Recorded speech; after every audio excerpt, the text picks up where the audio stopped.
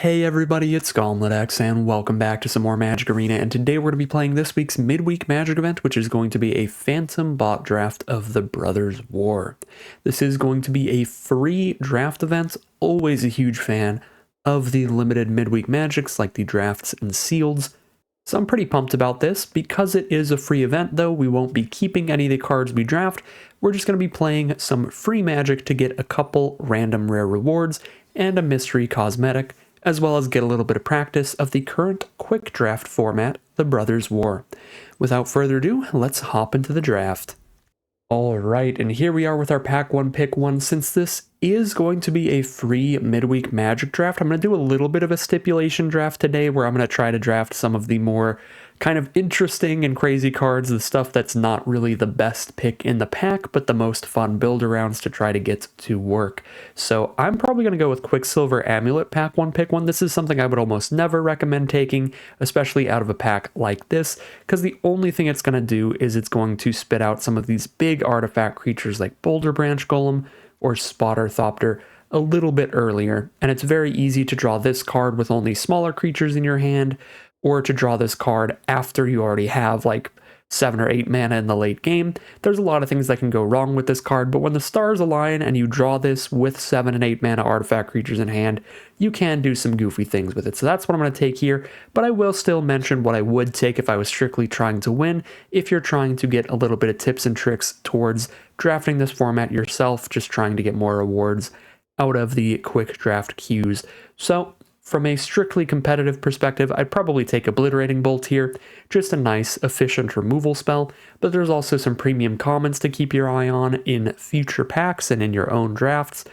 The best common here definitely being the Boulder Branch Golem, which is a great way to help you stabilize, and it's really flexible, being able to come out at 4 mana or 7 mana if you're on a green deck. So Obliterating Bolt number 1, Boulder Branch number 2, probably Corrupt number 3. There's enough artifacts in the set, you can definitely draft very close to a monocolored deck, and Corrupt is going to incentivize you pretty greatly to do that. So it's another actually very viable card, but we'll start with Quicksilver Amulet, see if we can't get some massive creatures and try to cheat them into play.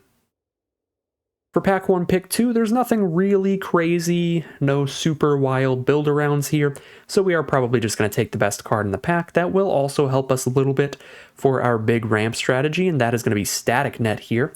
This is just a very solid removal spell. It's going to exile whatever non-land permanent you need and gain you a couple life to help stabilize, plus you get one of these set's mechanics. You get a Powerstone token on the board, and that Powerstone is basically good for helping cast artifact spells and helping tap for mana for abilities. So Static Net is going to be pretty sweet, even in a rampy deck, just helping us protect ourselves. So in this pack, the best card in the pack, and the card I want for this deck, do align. Pack 1 Pick 3, we are not seeing any massive creatures to try to cheat out, Amulet being the most expensive in the pack, and that's 5 mana, so we're only getting like a 1 mana discount off of the Amulet there. Not super worth it. Some very solid cards all over the place in this pack. I think I'm going to take the Scrapwork Mutt here. These Unearth creatures are really nice in the format, especially any of them that have Scrapwork in the name, because they tend to be the cheapest with the best enter the battlefield effects. These are just really good because even if you aren't playing their Unearth color, they're decent upfront value, seeing them as colorless spells that you're always going to have access to the mana to cast, and there's enough fixing in this format that you can just have an Energy Refractor, which is sort of like Prophetic Prism if you played any Wilds of Eldraine. It draws a card when it hits the board, and then it filters your mana later. So you could have some copies of Energy Refractor or Chromatic Star or Chromatic Sphere, these kind of cards that will just randomly turn one of your mana into a mana of any color, so that you can unearth it later in the game once you hit your splashing source. So very big fan of Scrapwork Mud. I think I'm going to take that here. Audacity's pretty great in aggressive green decks. That's another great option. And that's kind of it for exciting cards here. I think Gaia's Gift is fine. Sentinel Stalwart is a fun way to try to get all of your splash colors for the unearth stuff, but not a super powerful pack. We'll take a Scrapwork Mutt. And now pick 4 has some very sweet options. We could try to cheat out a 9/9 with our Quicksilver Amulet. We could also just take an Energy Refractor here to help get any off-color sources for unearth effects and random splashes. Strictly trying to win, I think you just take Energy Refractor here. It's a very flexible card, fits excellently into almost any deck in this format. It's also Mishra's Bauble, which works really well with a lot of the synergies in the format, cards that just care about playing artifacts or sacrificing artifacts, stuff like that. It's just 0 mana, draw a card. Just boom, cycle it away. Trigger any of your cards that care about that stuff. Also another Corrupt if we had taken the first one early. Towards mono black, that'd be pretty sweet. Let's just get goofy with it. Let's get stupid with it. Let's take the 9/9 and get some Quicksilver Amulet nonsense going. But if you're just trying to win, I think that's a great pack to pick up an Energy Refractor. Now we take a Scrapwork Cohort. I think this is another pack where the best card in the pack and the card I want for this deck is going to align. The Scrapwork Cohort is going to help clutter up the board with some soldier tokens to get chumping, give us some time to try to find the mana for our massive creatures or our Quicksilver Amulet, and it'll unearth later, give us another 1/1. Really, really excellent card. Again, with cards like Energy Refractor in the format, you can play this in almost any deck, and it's always going to be a sweet unearth card. So we'll take Cohort here and roll with that. Pick 6 now, we're just going to continue taking 9/9s for our Quicksilver Amulet. There's also a Stone Retrieval unit, which is a little bit interesting when we're just trying to play gigantic 9-mana creatures. This card is a very, very, very expensive card up front, plus you have to spend mana to untap it, so it is so taxing on your mana base that I would not really recommend playing it in most decks in this format, but we are trying to do goofy Quicksilver Amulet things rather than play the most competitive best deck ever, so that's what I'm going to take here. For cards that are just good for just winning games, we've got decent removal in blue with Weak Stone Subjugation. We've got Ravenous Gigamole, which is really great in any black deck that has a lot of unearth cards, because this can help fill that graveyard, maybe find some of your unearthed artifacts while drawing you another card, picking up a creature, or just being a 4-mana 3/4 that maybe draws an unearthed card is nice too. So I think the Subjugation and Gigamole are pretty great and probably the best 2 cards in the pack, but we're on that goofy nonsense midweek Magic life today. For pack 1, pick 7, Blanchwood Prowler is the best card in this pack, I think, because it is much like that Gigamole. It's one of these cards that's going to help fill your graveyard with great unearth tools, and this one I think is arguably even better than Gigamole, because you play this early game when you definitely still want to draw more lands. You mill 3 cards and pick up a land with this, and it'll make sure that you're keeping your unearthed cards in your grave. With the Gigamole, because the card that it can pick up is a creature, sometimes you mill 3, you hit 1 unearthed card, and it's an unearthed creature, and then it's like, okay, well, you pick it up from your grave for that. So you no longer get that extra unearthed value there. With the Prowler, you're pretty much always going to. There's no like lands with unearthed, so big fan of Blanchwood Prowler. I think that's the best card in the pack. It also helps us grab another land, so it can help get to high mana costs, but there's something a little goofier here to try to play around with when we have one really, really important artifact to our strategy, and that's Forging the Anchor, another card I don't think I've ever put into a deck in this format, because I've just always been trying to win in Premier draft queues and stuff, but in the free draft queue, we can try out the Forging the Anchor to dig for our Quicksilver Amulet, as well as just draw any artifacts in our top 5. Now, the reason I don't really like this card is that if you imagine your deck is 23 artifacts and 17 lands, even then you're drawing 2.5 cards on this on average. Like sometimes you get 2, sometimes you get 3, but it's high variance where sometimes you might get 1 card, sometimes you might get 4 cards. So that amount of like variance and RNG with your card draw is not great. And that's in Magical Christmas Land where all 23 of your non-land cards are artifacts, which is almost never going to happen because at least one of them is going to be a Forging the Anchor. So it's 22 artifacts and 17 lands. And it just gets worse from there if you have like Static Net and stuff like that in the deck as well. So need to have an incredibly high artifact count, and even with the maximum artifact count, you don't get paid off that much. So not a big fan of Forging the Anchor, but it does dig 5 cards deeper for Quicksilver Amulet no matter what, and even if it doesn't find it in the top 5, we've put those 5 cards on the bottom so that we're closer to drawing into the Amulet. So think, because I'm trying to do some goofy nonsense, that might be fine today. Pick 8 is a pretty weak pack overall. Gixian Infiltrator is probably the best card in the pack. There are a good amount of little artifacts that can sacrifice themselves, like we saw the Mishra's Bauble. This works with Unearth cards as well. They sacrifice themselves during your end step, so Infiltrator does get a few counters over the course of the game, gets a little bigger. Probably the best card. Not spectacular, though. Nothing that really works for this deck. I guess we could try Union of the Third Path. This can just cycle away, draw another card, gain us some life, give us a little bit of breathing room as we're waiting to get to our high mana costs. Could also go for Goblin Firebomb because we are trying to get to high mana costs, so eventually this will be a removal spell, but it is very, very expensive, which is why I don't take it super highly. We aren't tied to blue and we're not tied to white. We could really be any color pair, so looking at the off-color cards, the best is like Gruesome Realization, but I don't think that's the greatest. There's not like a million 1 toughness creatures to clear out with this, and 3 mana draw 2 lose 2, not going to be the greatest in a deck that's not applying a lot of blockers onto the board early to preserve its life total. We would really rather not lose life while we're not impacting the board. Could take a Millstone. That is a goofy thing we can try to do, but that doesn't seem as fun as Quicksilver Amulet nonsense. I'm not really into that today. Yeah, nothing excellent here. I'll take a Union of the Third Path, I guess. Get some real controlling stuff. Ooh, beautiful. Beautiful pack for us here, pick 9. Also a really good pack in general. I do think Sentinel Stalwart is excellent in this format. For splashing in off-color Unearth cards and stuff. You're going to have plenty of artifacts left around. It's really easy to draft around this. Just have some Power Stones or some 1/1 soldiers. Anything like that to trigger this thing. And you've got perfect fixing and mana ramp, so that card's pretty sweet. But we also have Boulder Branch Golem and Spotter Thopter to go with the Quicksilver Amulet. 2 really big artifact creatures to drop down, both of which are excellent. There's also very nice removal with Powerstone Fracture.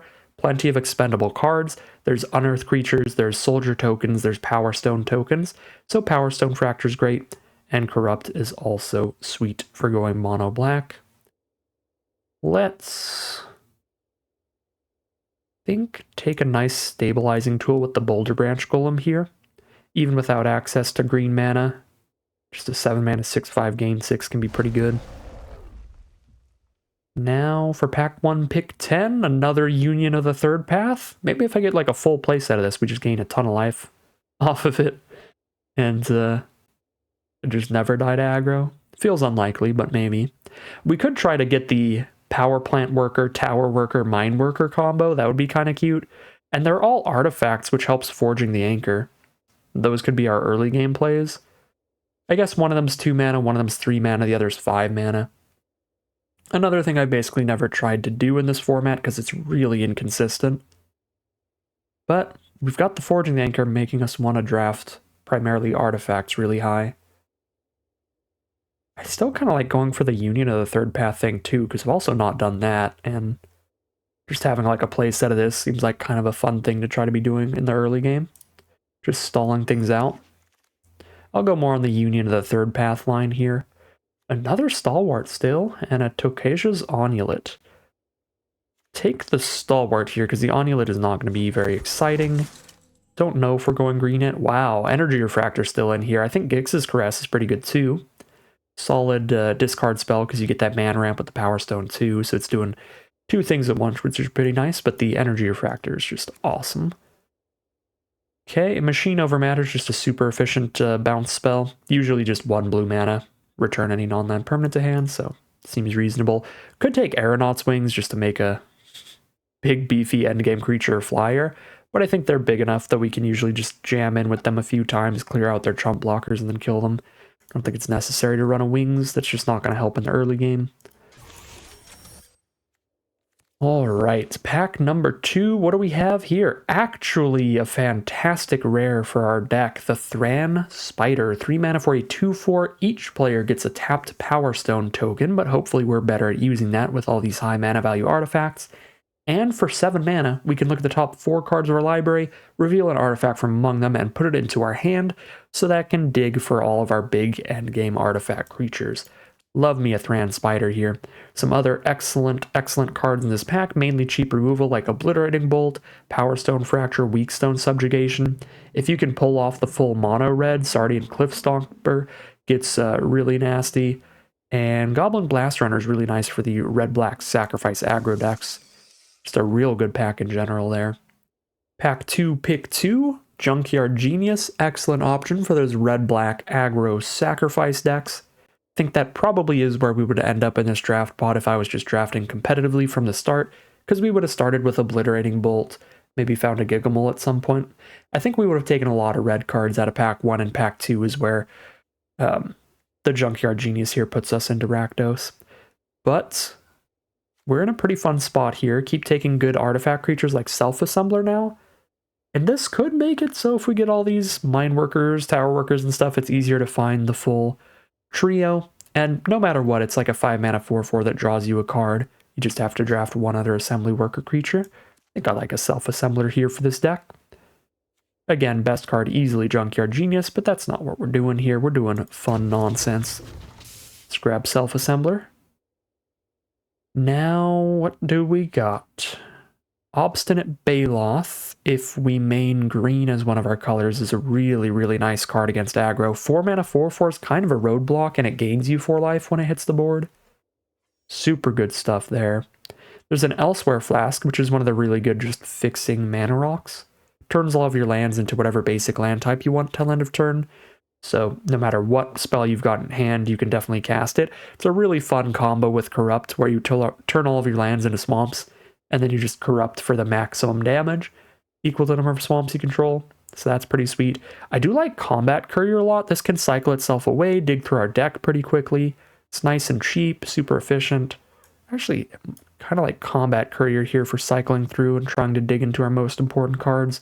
I'll take that here, mainly just because we're not that heavy into green, just one Stalwart here, and that Forging the Anchor, that Thran Spider, keep that artifact count super duper high.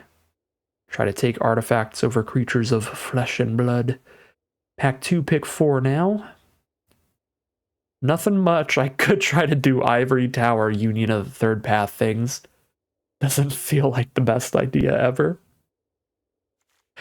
But, when in Rome, when drafting for free, yeah, this pack doesn't have much. It's probably just like Steel Exemplar for just my massively heavy artifact deck. I'm just going to take Ivory Tower.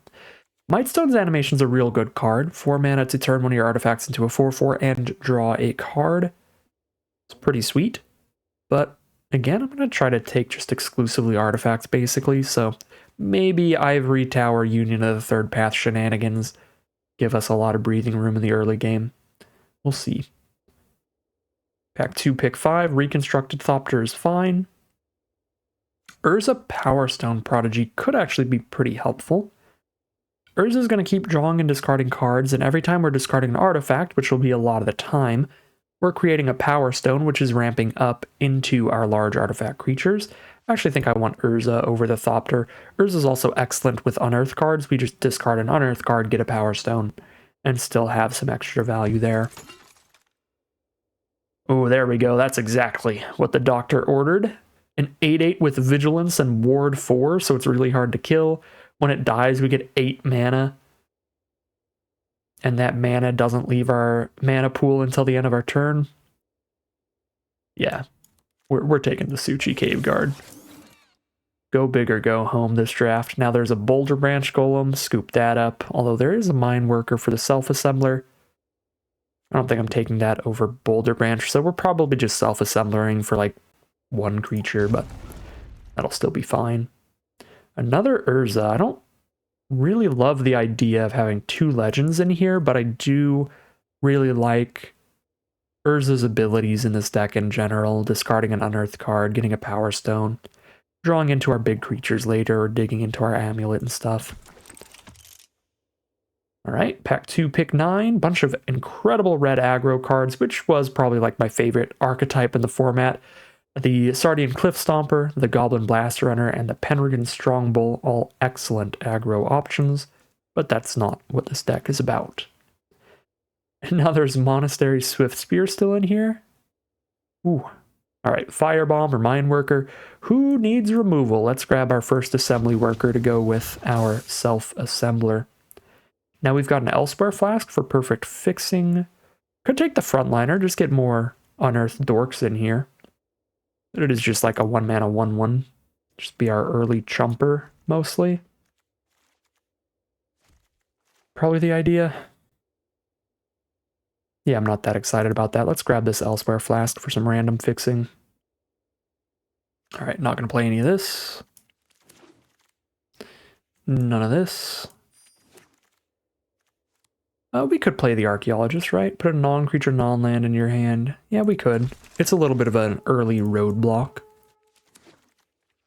Okay, pack 3, pick 1. No super high mana value creatures, no excellent ramp, nothing like that. So the stars have aligned again, and we're just going to take the best card in the pack. Sky Strike Officer is just insane. 3 mana, 2/3 flyer. Whenever it attacks, spit out a 1/1 soldier. You can tap 3 soldiers, draw a card. This is one of the best bombs in the format. It's an army and a can style creature that then turns into a card draw engine in the late game too, where all the soldiers it has provided you with work for its secondary ability, so it can just draw all these extra cards without even playing anything else. Sky Strike Officer is completely busted, and it's going to be the pick here. There's not really anything super fancy for our big ramp deck. I guess there's a Stern Lesson, but even if I'm not trying to win with Sky Strike Officer as a bomb, it's still going to be better in this kind of deck. Just spitting out a bunch of soldiers to chump with at the bare minimum. All right, we have 2 Depth Charge Colossus, 1 Cave Guard, 2 Boulder Branch. We're at like 5 really, really high mana value cards, and if this were a player draft pod, you could basically always rely on wheeling the Depth Charge Colossus. You could just rely on nobody else taking it, because it is just not that good, except for very, very specific decks. So I think I'm going to pass up on it here and try to take the Flow of Knowledge. We're really close to mono blue here, and we could go for the full mono blue to turn this into an insane card draw that really digs for our good plays. Drawing a card for each island we control and then discarding 2. So at 5 mana, if we're on mono blue, that's going to be draw 5, discard 2, which is nuts. So I'm going to take the Flow of Knowledge here over the Colossus and hope the Colossus comes back. Pack 3, pick 3. There's a Stern Lesson card draw that spits out a Powerstone for us to ramp up, or there's an Ironclaw Crusher, 7 mana 4/6, but it does buff a creature with +4/+0 every time it attacks, so it can attack as an 8/6 by itself. I'd rather get more ramp, get another Stern Lesson, than get a 6th high cost card here, because it's just a big dork. Like, it's just the 8/6. We've got 8/8s and 9/9s and 7/6s, or 6/5s. So I'll take the Stern Lesson. Get the ramp there. Another Flow of Knowledge? Okay, I think we're doing it. 0 artifacts in this pack, which is surprising. This is a very artifact-heavy format. Which is part of what I love about it. Another Static Net versus another Cave Guard. So here we could commit to just mono blue big stuff 0 interaction and take the Cave Guard. But I think, I mean, objectively, the better build here is going to be like 10 islands, 7 planes, run 2 copies of Static Net. And then we still have an Elsewhere Flask to work with the double Flow of Knowledge every now and then. So, like, the objectively better build is just taking another Static Net, having more removal, because this also ramps for us. It also gives us a Power Stone, which is big. But I do like Suchi Cave Guard a lot better than the than the 9/9 we're trying to wheel. That ward is massive on it. Yeah. As goofy as I am getting with this deck, just being the full ramp big dorks Quicksilver Amulet pile, I'm still going to take the great removal like Static Net. Because it also ramps. It still works with the deck idea. Splitting the Power Stone. Sack a Power Stone, get 2. It's not very playable. Looks like we just take a Prison Sentence or a Machine Over Matter here. Just a worse removal spell now. Nothing at all in this pack. I mean, excellent red cards still, like Goblin Blast Runner. Excellent black cards like Emergency Weld, Power Stone Fracture. Red-black, definitely the competitive place to be in this draft pod. Ooh, repair and recharge. Hold up. We have 2 copies of Urza. And a stern lesson. We have 3 ways. 4. We have a scrapwork mutt. We have 4 cards that let us discard a card to draw a card. If we discard one of our gigantic prototype artifacts, we can reanimate it for 5 and get a Powerstone token while we do that. Let's go for that. I mean, now that I am committing to keeping the white in the deck with static nets, so that actually worked out for the best here, because now we get to play with more fun nonsense cards like repair and recharge since we stuck to white. Whereas if I wanted to go goofier and just take the cave card and cut all the white removal, then we wouldn't have access to this repair and recharge now. So it all balanced out in the end. Take a Coastal Bulwark. Just a 2-mana 3/3 excellent blocker. We do wheel the Depth Charge Colossus, which I am certainly going to take. We get another Bulwark. I think I'd rather have that than an Onulet here. Just 2-mana 3/3s to get blocking with some random on-color nonsense. And let's get into this deck build. Should be a pretty quick, pretty fun one. Again, just a nice, no pressure, free Midweek Magic bot draft today. So I'm not going to worry about getting the perfect build here.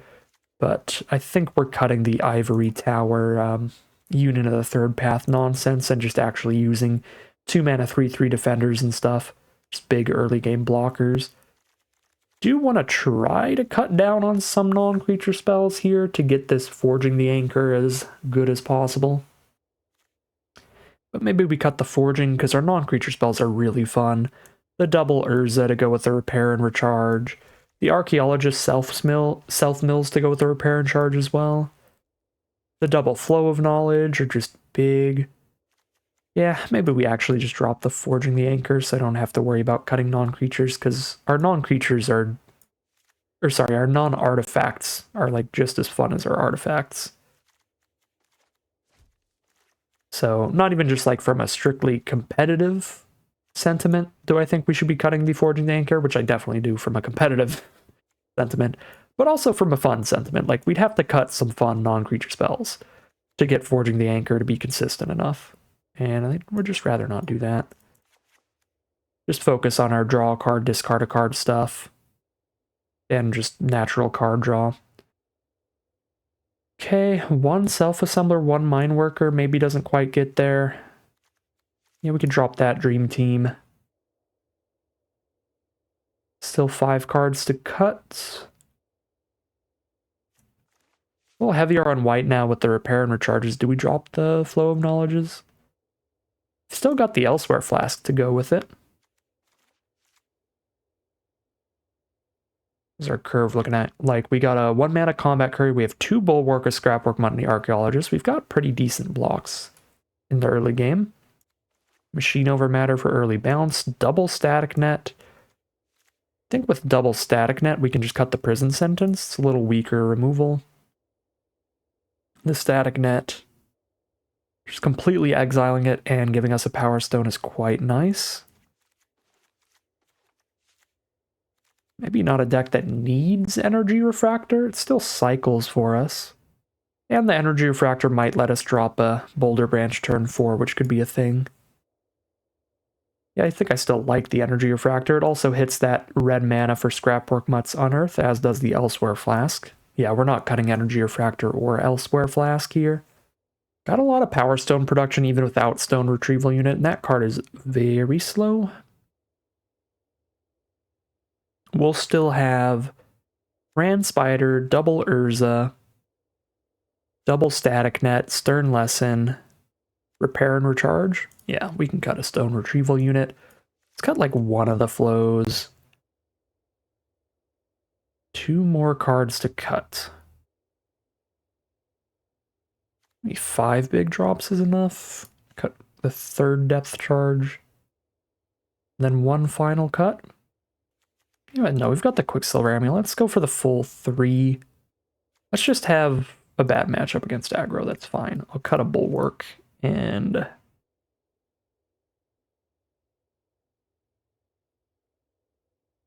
Still don't know the last cut, though. I don't want to cut both Bulwarks. There's still another artifact in the deck for stuff like Urza and Thran Spider and stuff that cares about the artifacts. And it surveils to set up draws if we have nothing else to do with our mana, which is nice too. Could mill one of our big artifacts to reanimate with repair and recharge.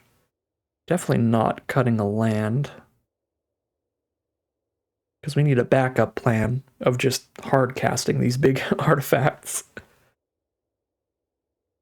Maybe I cut an Urza just because the legend rule kind of slaps, but I imagine we just keep the second because they're probably killing the first one at times. Or we can just like chump block with the first one or something if we draw into the second.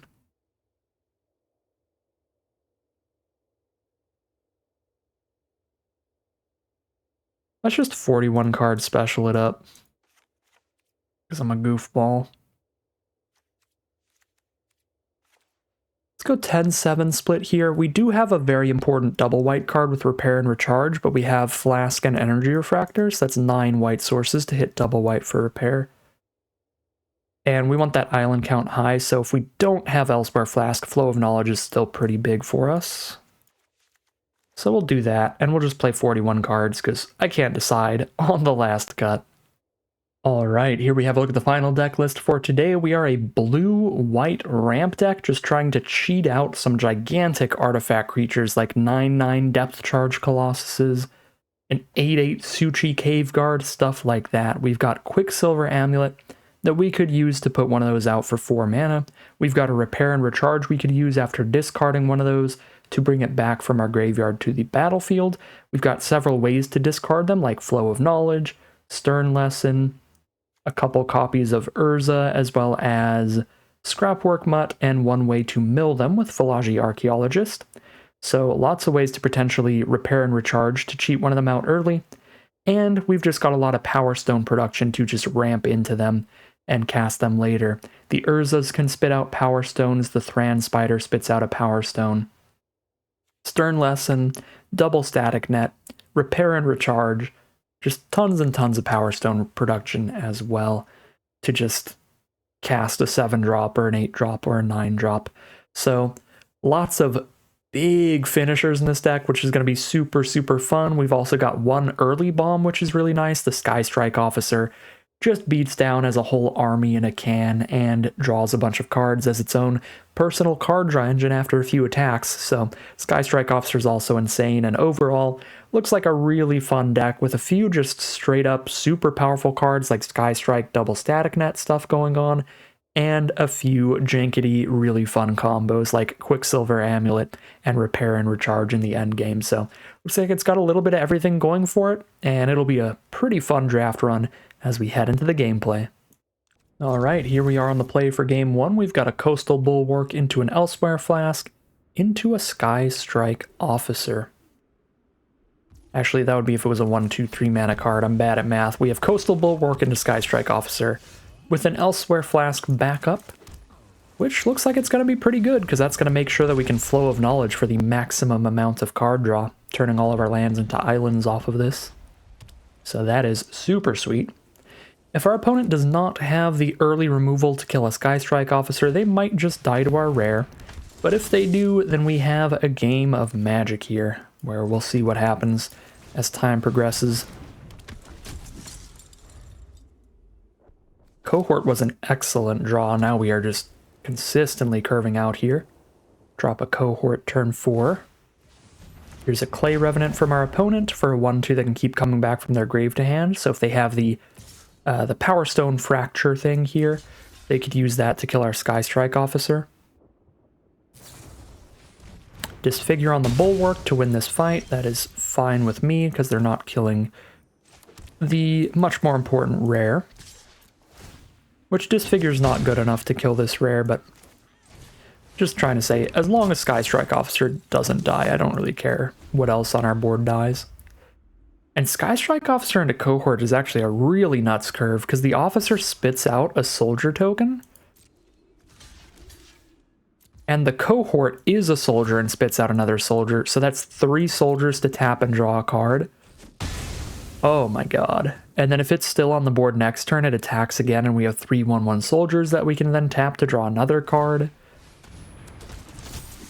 Lord have mercy on my opponent. This is not particularly fair. Now I can just reanimate the scrapwork cohort as well. I think I like doing that because I can play the flask in the same turn to set up the very big flow of knowledge here.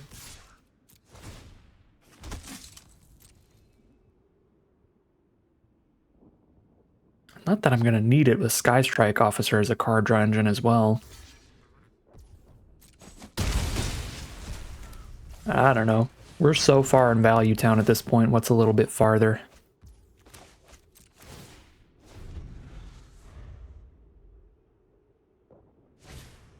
There's an Airlift Chaplain.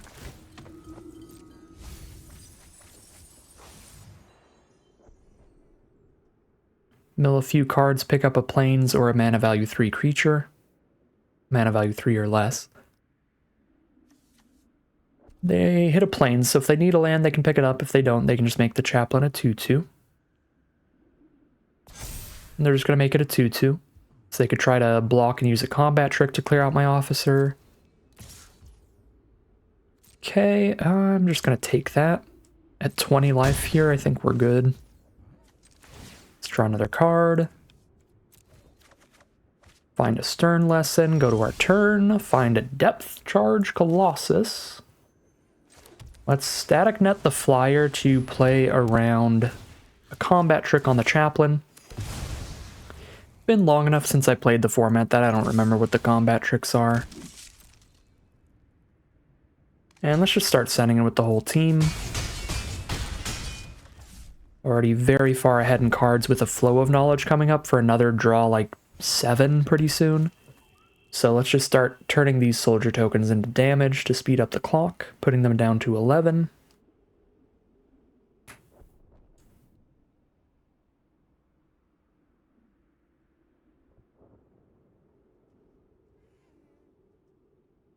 Three, 5, 6, 7 mana. Could drop a Boulder Branch next turn. It's probably the play. Right, like we just keep the card draw if we run out of things to do, but for now we can just keep slamming down giant creatures to keep the pressure on them. Alright, tapped Clay Rev, so I can still attack with the whole team. I lose 1 soldier and then replace the soldier with Sky Strike Officer. Okay, that is my 8th mana. Not quite the 9 for a full 9/9 Depth Charge Colossus. That will be their next turn.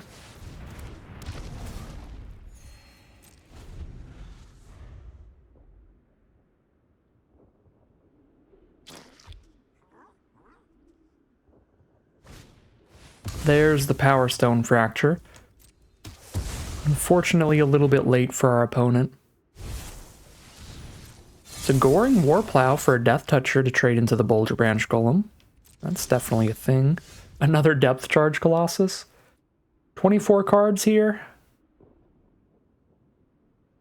Let's get goofy with it. Let's guarantee that I draw the next land. Let's just go Flow of Knowledge here. Woo! Okay, discard the second Urza and a Plains, I think.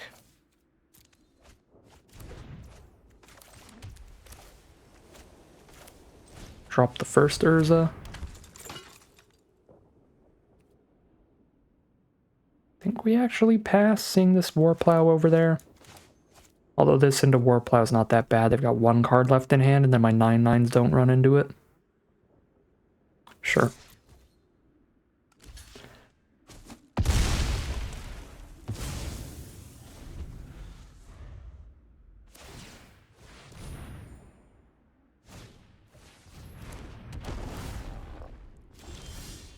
Okay.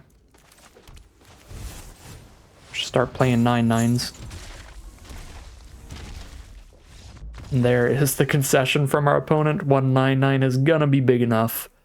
As they're a black-white deck, and that kind of archetype is based around a lot of mana value 3 or less cards, as you can see on Recommission. And, where is it? Airlift Chaplain.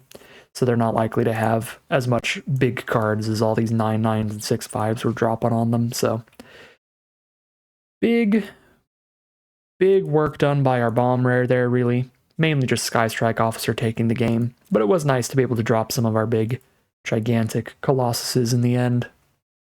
Or Colossi, I suppose I should say. Let's check out what our first random rare reward is. And it shall be some gems from the Brothers War. You love to see it. More gems means more drafts for me in the future. Oh, we've got all our combos in this hand, but no blue source. I just can't resist. We just have to top deck an island. We have 10. It's 10-7 split. There we go. Oh, yeah. Urza, discard a Boulder Branch, repair and recharge it is the game plan. And then we have a Quicksilver Amulet for anything else we draw into. Oh my god, now I can just Stern Lesson, which is a little faster than the Urza.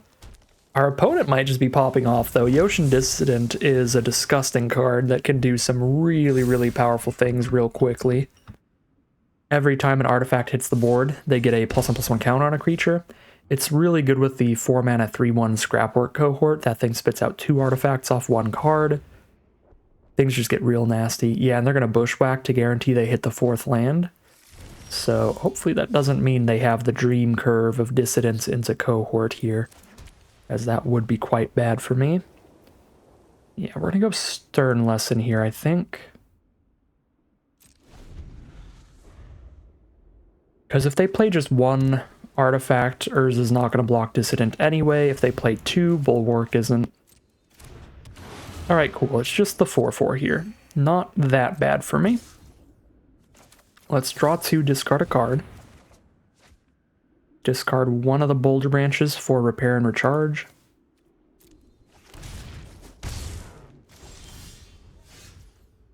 And I can't cast repair and recharge off of a Powerstone.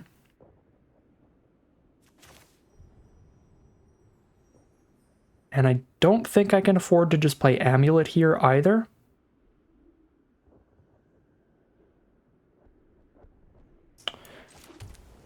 Because if I play Amulet next turn, I'm going to want to Amulet out a Boulder Branch, and then I'm not doing Repair and Recharge either anyway. I feel like next turn I'm just going to tap out for Repair and Recharge rather than using the Amulet. So here I just play like Prodigy and Bulwark, or I play Bulwark and hold up Machine Over Matter.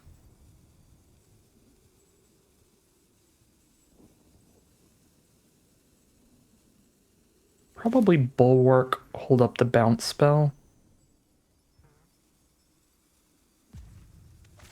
And like 1 more mana would be beautiful. But it is just still very early in the game. Our opponent is dropping big creatures for turn 4.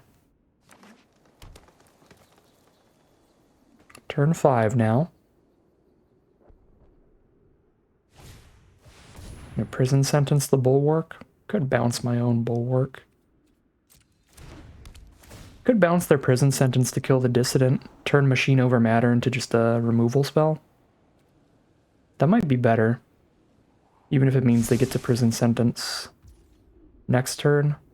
But then they get to Prison Sentence my Boulder Branch Golem, which is a thing. I think this just really affects my curve. This really changes what I want to do. But I do think I am supposed to bounce the Prison Sentence to kill the Dissident. Turn Machine Over Matter into a straight removal spell on a very good creature of theirs. Okay. Now, because I did that, we're not trying to put a 6/5 on the board right now, because we know they have a Prison Sentence in hand. So instead, we're like setting up a Quicksilver Amulet and taking 4, or we're doing Thran Spider to get another Power Stone. Could play Thran Spider and Urza here. That's pretty mana efficient. And then make sure I have 7 mana next turn to hard cast a Boulder Branch. Yeah. Definitely showing off the flaws of Quicksilver Amulet here, where I have 7 drops in my hand, but I have to affect the board when my opponent has a 2/2 and a 4/4 out beating me down. So it's just like, by the time that I can afford to not be playing creatures and removal, I don't need the Amulet anymore. Which is why I think I've never like drafted and tried to play around with it, because it's better to just make Power Stones and then drop this thing. Prison Sentence the Bulwark instead of the Thran Spider? I guess that I don't have enough power to kill the Obstinate Baloth. But yeah, Thran Spider's got a way better ability. Yeah, I'll take the damage. We've got a lot of life gain coming up. A lot of life gain. I guess if I top deck a land, which we did not, unfortunately. If I top decked a land, I could drop Quicksilver Amulet and then just have instant speed Boulder Branch here. Repair and Recharge is probably enough life gain to just do that for the turn. And still wait for another land to do the Quicksilver Amulet nonsense. Yeah, I think that's fine. It's probably fine, yeah.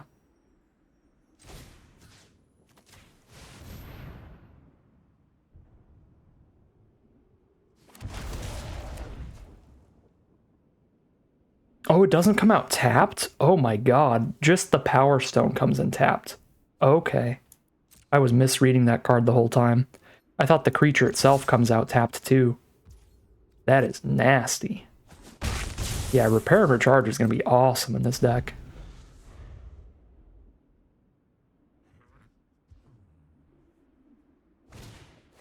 Gnarl Root Pallbearer.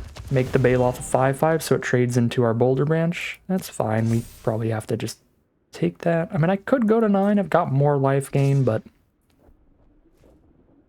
I think we slowly win trading things 1-for-1 with like an Urza on board here. Plays out fine.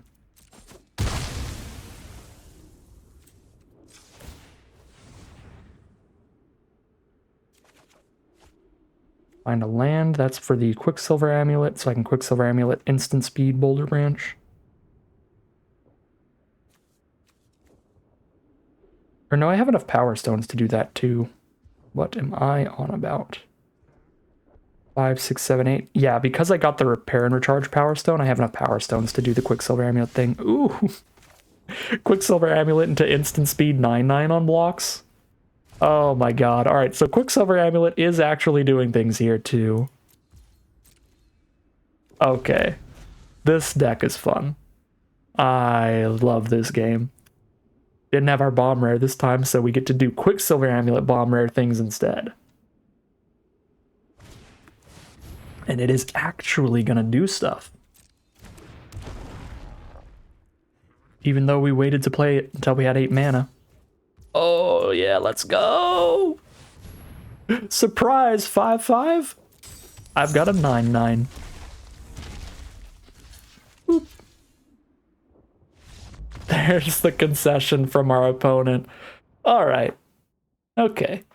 So at first I was like, well, Quicksilver Amulet is not really showing off its worth here because we can't afford to drop it turn 4, so it's not going to come out till later, but with all the Power Stone ramp, even playing it turn 8 just basically gives all of your big artifact creatures flash. I mean, the way that it plays out is our first big artifact creature basically has flash, right? Because our options there were like just tap out for a Boulder Branch for our 7 to 9 mana, for our 8 mana basically, or play the Amulet and then play it out at instant speed, or play the Colossus at instant speed. So the first turn we get the Quicksilver Amulet out at 8, it's just giving something flash, but from then on we do get that mana reduction, where now we're spending 4 instead of 7 on a Boulder Branch, which leaves our mana open for the Archaeologist, maybe eventually leaves our mana open to start dumping 7 into the Spider and 4 into the Amulet. If we get enough lands plus Power Stones, I think that's actually a reasonable endgame for us. And yeah, alright. Sweet stuff from Quicksilver Amulet. I take it back. That was pretty cool. That was pretty cool. We are now 2-0. Let's check out our second rare reward, which is statistically decently likely to be more gems. And it is indeed some gems from Dominaria United. You do get about 20 gems per rare if you already have a playset of a rare that Arena tries to give you. So if you've completed all of the rares and mythics in a set, then when you're getting random rare rewards from that set, you're just getting more gems for more drafts. So I tend to try to complete the full rare playset while drafting, or with wildcards after drafting, so that I just get more gems in the collection to draft more. Here we are now for game 3, which could be the final game if we go 3 for 3 here, and this is an excellent hand. The Elsewhere Flask guarantees the blue source for Urza. We just need to hit any third land. And then we can use Urza to keep drawing and discarding cards to look for the 4th and 5th land for Repair and Recharge. We have found the 3rd land, so we know we get to turn 3 Urza here.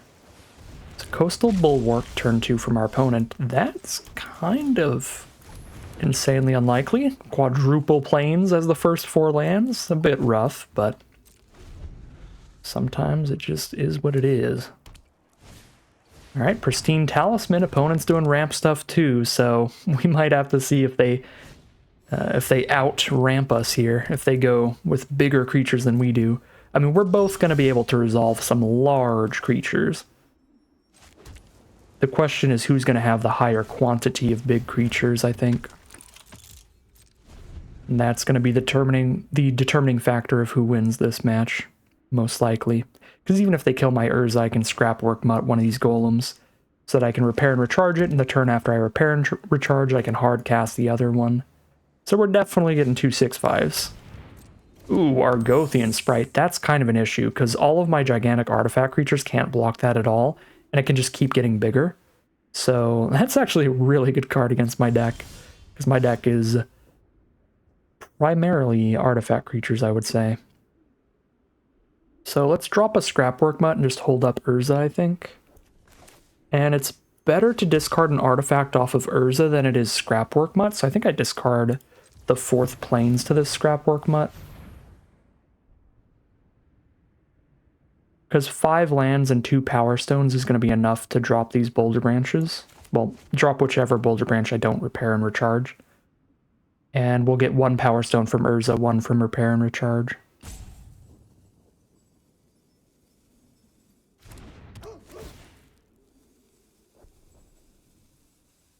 Opponent is thinking a lot here. They do have abilities that Arena would hold, like Mishra's Foundry and the Dig Site, and the Springleaf Drum, and the Bulwark.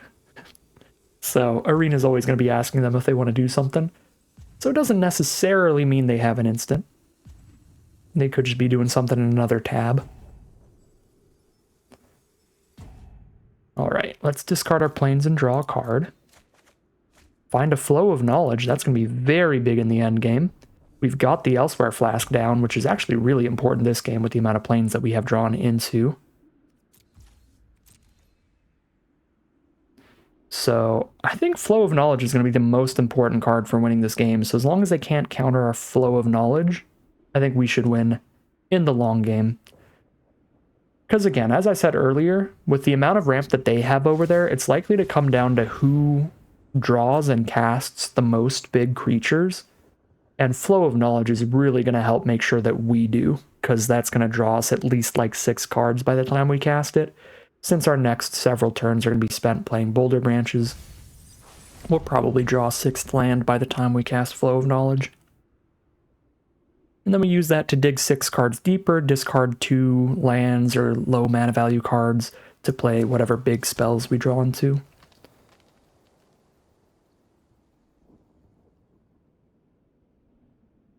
Obviously that game plan does not work out if they have a counterspell for the Flow, but been long enough since I played the format, I don't remember what counters exist. I remember Scatter Ray, that's like counter a creature or an artifact that can't counter a Flow of Knowledge. Okay, draw and discard a Boulder Branch to repair and recharge it. We do hit the 6th land for the Flow of Knowledge. Get our Power Stone on the board. Now we hit a 7th land for the Flow of Knowledge as well, which is actually really nice, because next turn we're just casting another Boulder Branch. So by the time we're casting a Flow of Knowledge, we're doing it for 7 now, which should be excellent.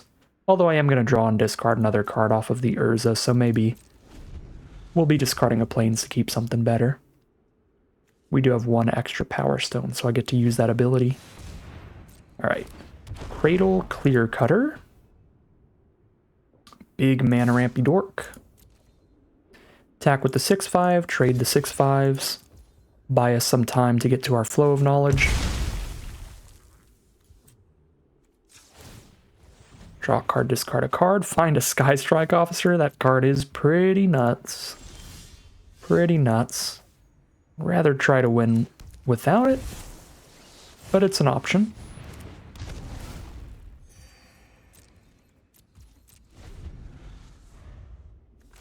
Yeah, I think I'm honestly just on Flow of Knowledge, even just in a strictly trying to win kind of game plan here. I think it's better to just draw into more beef than... Well, they have no reach or flying, so... Dropping a Sky Strike Officer is still pretty reasonable. They don't have any buff right now, do they? No, there's no abilities to increase that power, so we just block with Golem and bounce off. Probably double block with Golem and Mutt and trade up. So, they choose not to attack. We'll use Urza here. Draw a card, discard a card. Probably discard Bulwark to get another Power Stone. We can always use more Power Stones in this deck. Take as many as I can get. They are out of cards. They're empty-handed, and we're about to Flow of Knowledge for 6 or 7 here. So I think we're in a pretty excellent position all around. As long as I don't mill myself out in the end, but that should not be likely. Still have like 15 cards in the deck after I Flow of Knowledge. And many turns to beat our opponent down with our 9/9s and 6/5s and 8/8s.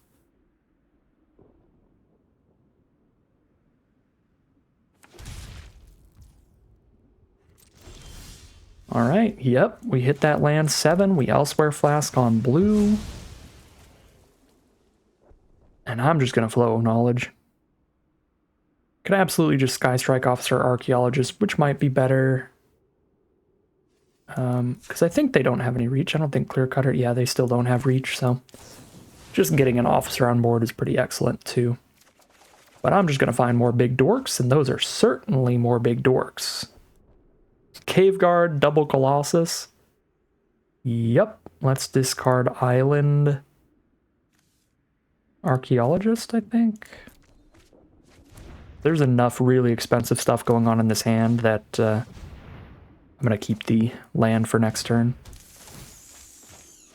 Maybe get to a point where we're dropping an 8-drop and a 9-drop in the same turn. That would be hilariously awesome.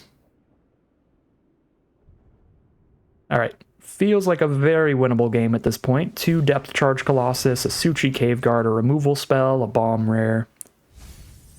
Super nasty hand against 0 cards. Another Thran Power Suit is actually pretty great here. Because putting both of them on the same card means they both give a bigger buff. Yeah, they both give +2/+2 now, and it's basically got Ward 4. That's pretty big. But we've got more than enough big creatures to expend some creatures on board to kill this thing. They only have 7 power, so they get to kill Thran Spider and Urza here, I guess. Or we'll let them kill Scrapwork Mutt and their choice of these two, which is probably Thran Spider. But maybe they kill Boulder Branch and Scrapwork Mutt. I could go for the Static Net on that, because I have enough mana to spend Ward 4 on the Clear Cutter, but I think I would rather just lose a creature here when I've got this much more beef. Save Static Net for something that might be like a good draw off the top for them. Like maybe they have their own Sky Strike Officer or something that I can't reasonably expect to kill by blocking, because I've only got 1 small reach creature. So just in case they draw some kind of like really evasive, scary threat, with only 1 removal spell in hand, I'm going to kill anything that I can kill in combat to save removal for other cards. Plus the Static Net can kill non-creatures too, which obviously I can't do with my Boulder Branch and all that. We're going to have 12 mana up next turn after I play a land. Probably drop the Sky Strike Officer and a 9/9. It's a pretty solid turn.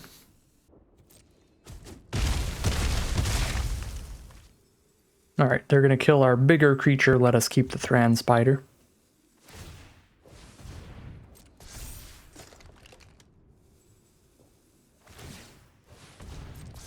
suit up the Argothian Sprite, and it is time to cast Sky Strike Officer and Depth Charge Colossus.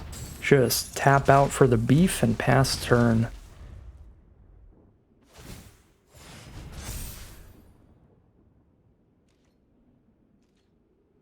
Alright, again, our deck is very weak to Argothian Sprite. So they do still have that potential game plan. We might eventually have to just static net the Sprite, since that is a creature that I can't really kill in combat, but we have got a very hearty life total right now at 32.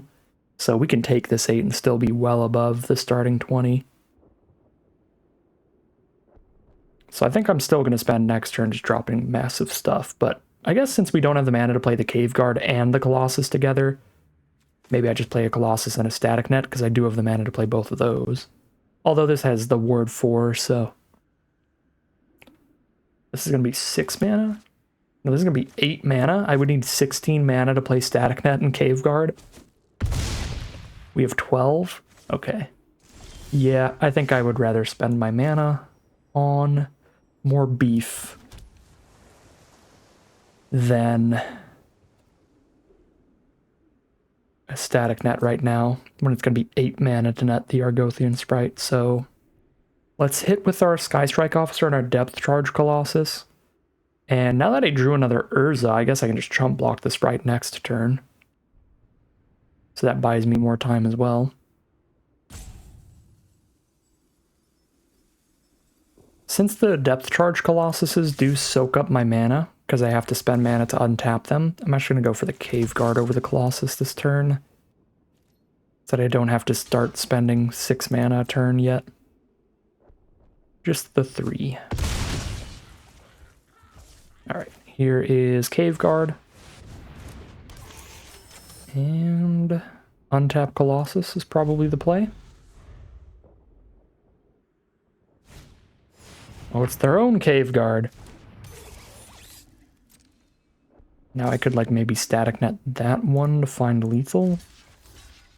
They're at 32, 17, 16, 18, 19, 20, 21. Not quite there. I can put them down to like 9.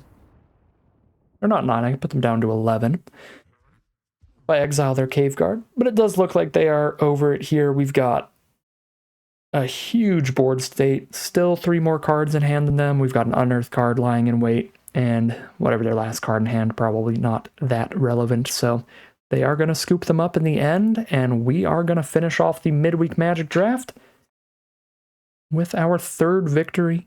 Checking out our mystery cosmetic reward. It is just going to be a parallax card style for Bestial Bloodline.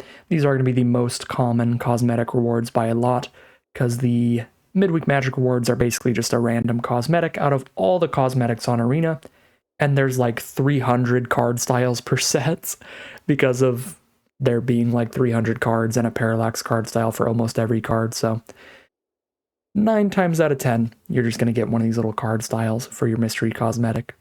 So that's going to do it for the Midweek Magic Draft. We'll take another look at this deck. It was a very fun one. Happy to have actually tried out the Quicksilver Amulet in a draft queue where I don't have to worry about losing money, like going down on gyms or anything. It's just the free Phantom draft. So was really fun to draft around the Quicksilver Amulet with a bunch of Power Stones for big creatures and get it to really, really pop off. That was quite fun. That was a really, really nice deck.